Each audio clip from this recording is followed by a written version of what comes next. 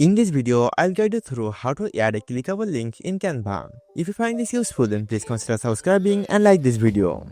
First, you need to open Canva website and then search for your design.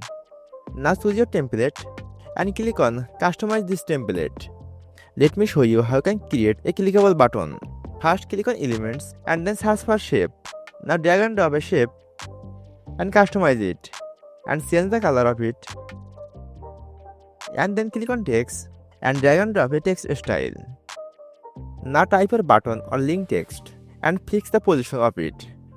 Now select the text and click on this link icon.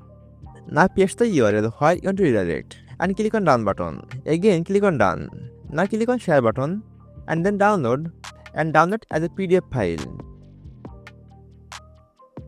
Let's open the PDF file and click on this text. By following this easy tutorial, you can easily add a clickable link in Canva.